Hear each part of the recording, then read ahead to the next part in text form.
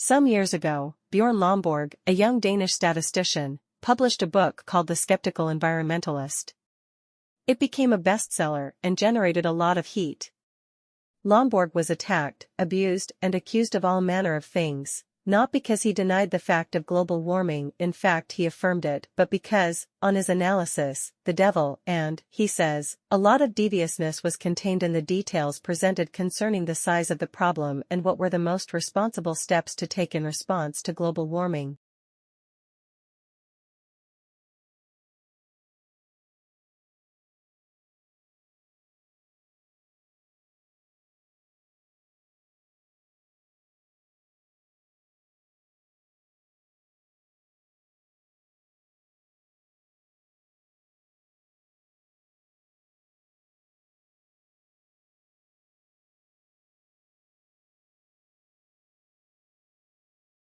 In animals, a movement is coordinated by a cluster of neurons in the spinal cord called the central contract pattern generator, CPG.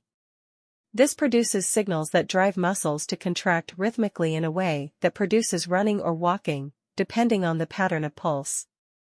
A simple signal from the brain instructs the CPG to switch between modes such as going from a standstill to walking.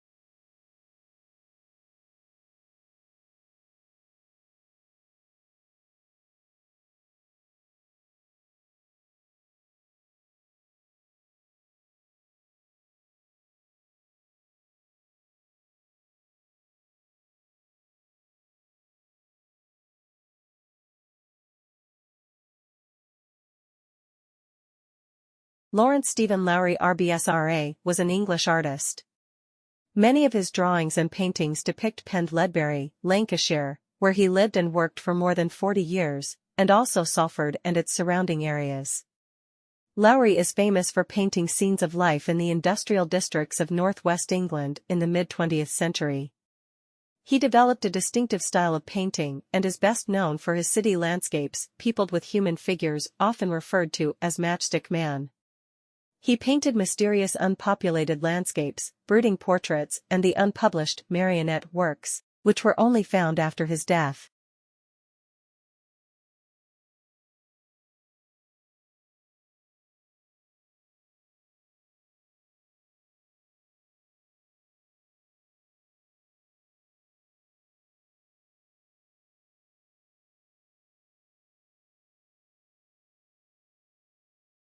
Obviously, this is all relevant to your final assignment.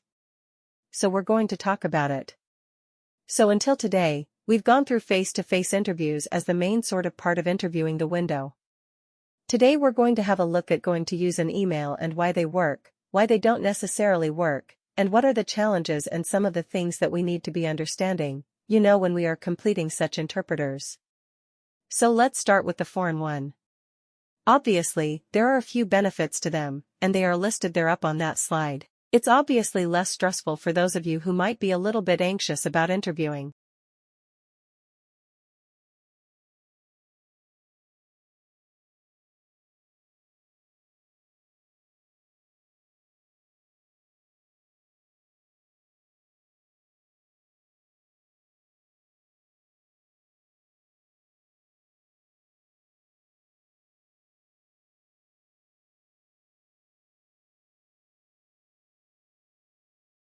Now that story's been scotched, as only part of contingency planning.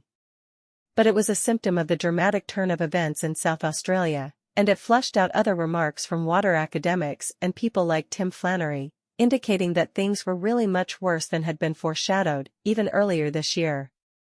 So is Adelaide, let alone some whole regions of South Australia, in serious bother? Considering that the vast amount of its drinking water comes from the beleaguered Murray, something many of us outside the state may not have quite realized, is their predicament something we have to face up to as a nation?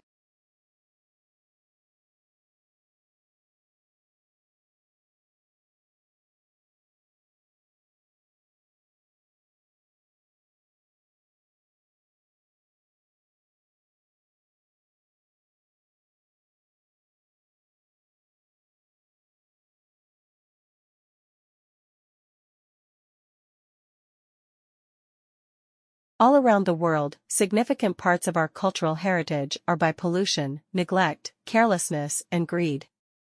In learning the importance of our history, we come to understand the need to protect significant remains from the past so that future generations can come to understand their heritage. For a long time now, it's been a widely accepted and rarely questioned belief that a strong corporate culture goes hand in hand with success. However, a recent study has cast some doubt on this principle. After all, the authors of the report argue for culture. A company's build-up may be strong, but wrong. There is little point in every employee marching to the same tune if they are all marching in the wrong direction.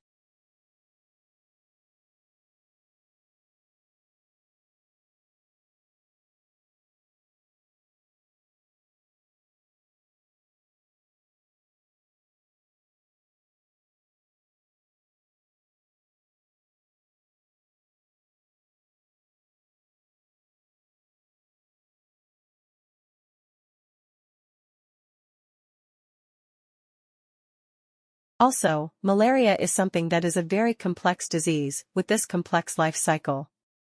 That means that if you're going to eliminate it, you have to be able to target cute parasites and humans. You have to be able to target parasites in the mosquitoes, that mosquito population. And so that requires a lot of resources. It requires really good planning and a health system across all these different levels.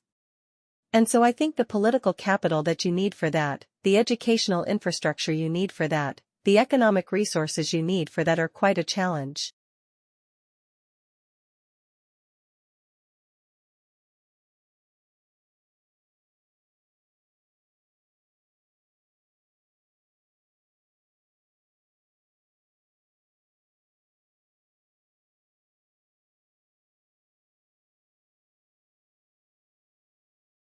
There are some common reasons to explain why early civilizations developed in different places and different times around the world.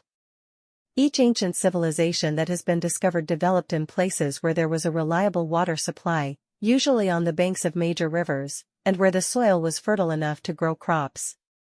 We can gain an accurate knowledge of the past only if we know the age of the different sources being investigated.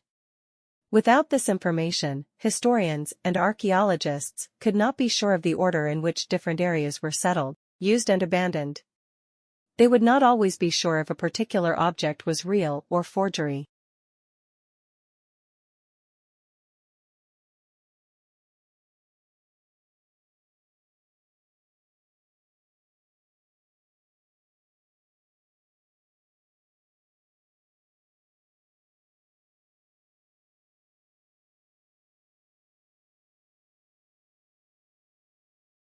Historians can represent events that have happened in past centuries on a timeline, showing the 4 major periods of human history. A timeline is a good way to help us get history into perspective. It shows events from the past in a clear chronological order, that is, from the earliest to the latest event.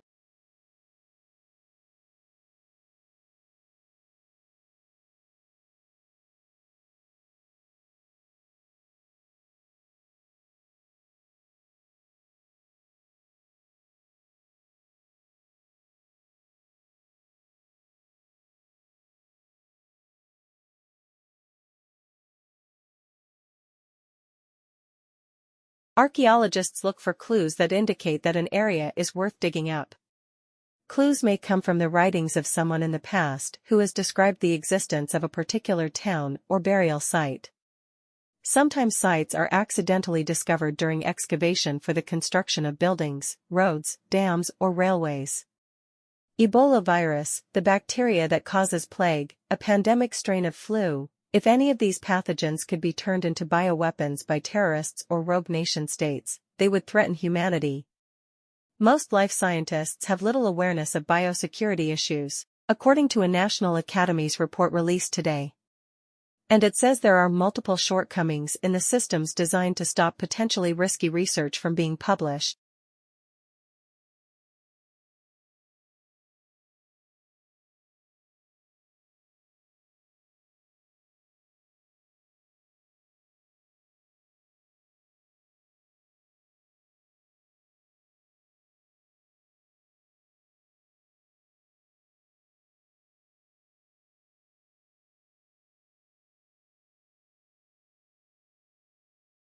A new process for 3D printing things could pave the way for lighter, faster aircraft that potentially fly further on the same amount of fuel.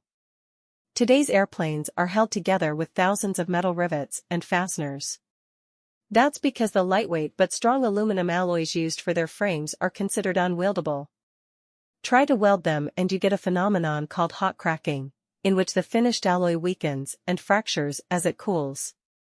This and other adverse welding effects also stand in the way of 3D printing high-strength aluminum alloy parts. When researchers have tried, the resulting laser-fused mass flakes away at the welding area like a stale biscuit.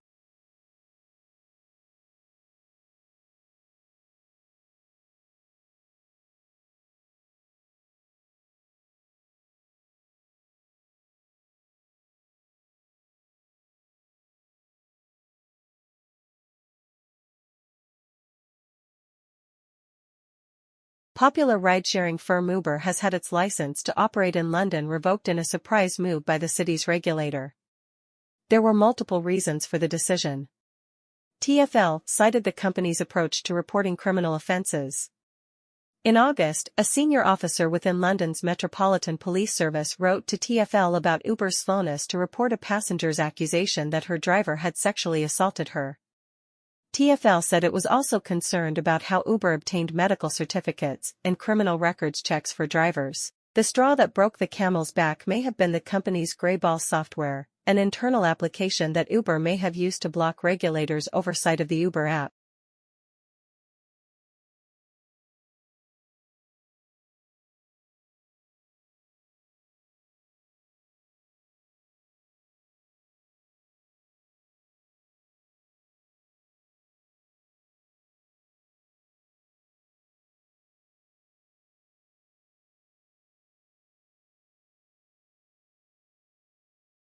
All earthquakes look the same when they start, making it unlikely we will be able to predict which will cause the most devastation from early observations.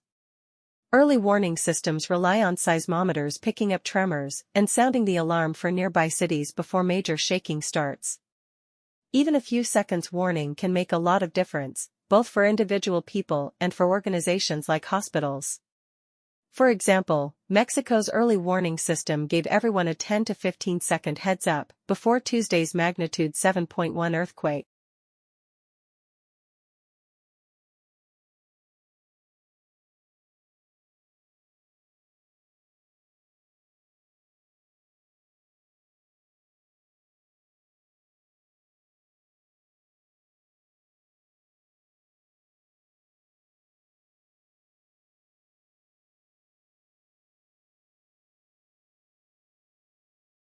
Another arm of the United States government was the FSA, the Farm Security Administration, and they had a peculiar task, because in addition to the depression, which had obviously hit farmers quite hard because suddenly the material that they were producing wasn't really as value, yet their costs for producing it were exactly the same, they were hit not only that but also by another problem, which was the Dust Bowl. And the Dust Bowl was this terrible broad that hit the American West and Southwest especially, and caused terrible economic problems for those farmers.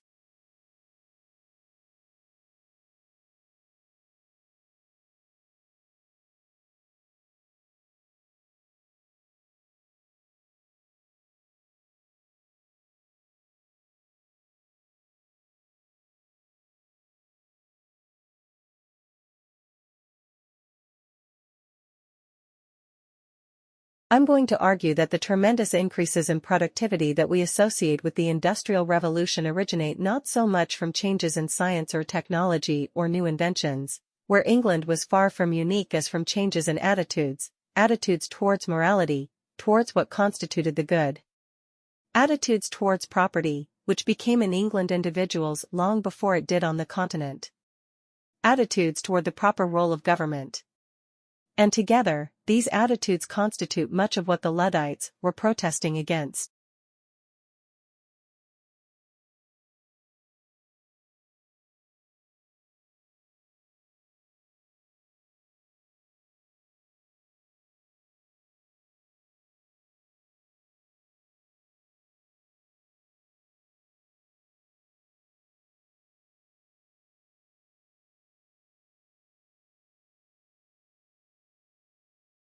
We are trying to understand the locomotion of one of our closest living relatives, which is the orangutan, and also the locomotion of all of the apes and the common ancestor of humans and the other apes. And in that area, we have had a big problem traditionally, and that we know a lot about how they move around the forest. I've been out to the forest and spent a year recording the different types of locomotion they use, but we have no idea about the energetic cost of how they move around the forest and the solutions that they find to problems of moving around the canopy. And what we're doing here is using the park or athletes as an analogy for a large-bodied ape moving around a complex environment and getting them to move around in the course that we've made that they've never seen before. And we're going to record their energetic expenditure while they're doing it.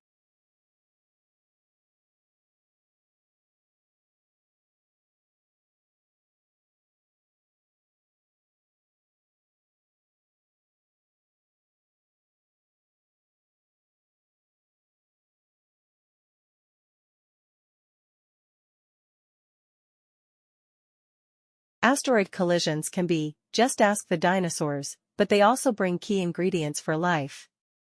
Super-Earths can draw them to nearby worlds.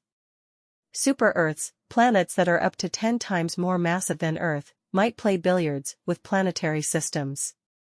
New simulations suggest that if a super-Earth existed in our own solar system, say between Venus and the Earth, far more asteroids would collide with us. But that isn't necessarily a bad thing, if the timing is right. Understanding the effect of these massive planets on others nearby could help direct the search for life on exoplanets.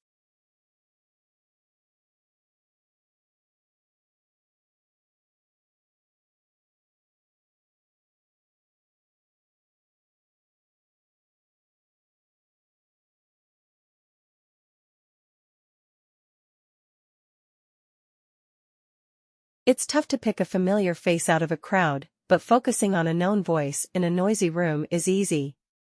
And a new study scanned volunteers' brains to look at how we solve the so-called cocktail party problem. The work is in the journal Nature. Researchers recorded the activity of the subjects' cerebral cortexes while playing them sentences spoken by different voices. First, the subjects listened to individual sentences and reported key features of each one. Then, they heard two different sentences played at the same time, but had to listen to and recall details from only one voice. Each voice drew a particular response from the auditory cortex. And even with an extra sentence playing simultaneously, researchers saw that the cortex responded specifically to the voice that the subject was focusing on. This finding indicates that our brains process sound based not only on the audio input they receive, but also on our listening goals. And it could lead to speech recognition systems that are accurate in crowds, even at a cocktail party.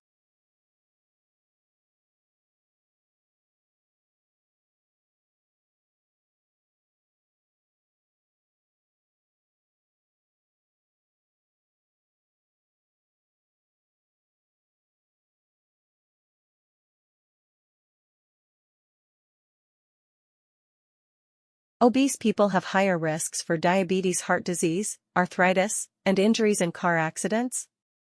Yes, in part because they're far less likely to wear a seat belt. That's the finding of a study out of the University of Buffalo that will be presented at an upcoming meeting of the Society for Academic Emergency Medicine in Chicago. The researchers analyzed data in the National Fatality Analysis Reporting System of the National Highway Traffic Safety Administration. The study included a third of a million drivers involved in fatal crashes. 2 years ago, the research group found that morbidly obese people were 56% more likely to die in a car crash than normal weight car occupants.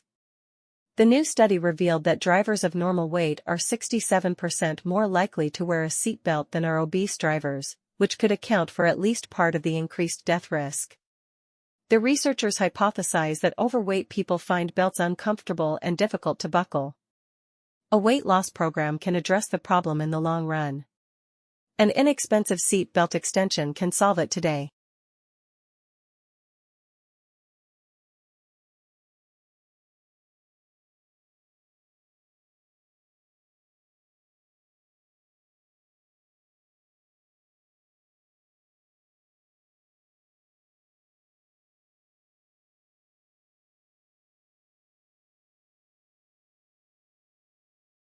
Does your puppy turn his nose up at his own chow because he wants some of whatever it is that you're having? A new study finds that, when it comes to food, dogs recognize human social signals about what's good. The work is in the journal Public Library of Science 1. Researchers let pet dogs choose between two plates, one with a single piece of food and the other with 6 pieces. Unsurprisingly, the animals generally went for the larger portion. But when a human being showed a clear liking for the smaller plate, the canines likewise went for the skimpier choice. The dogs apparently recognized and responded to the human's social cues. And not all cues were equally effective. When the human approached but did not touch the smaller portion, dogs ignored the attention-drawing gesture. For a social signal to influence behavior, it had to demonstrate intention.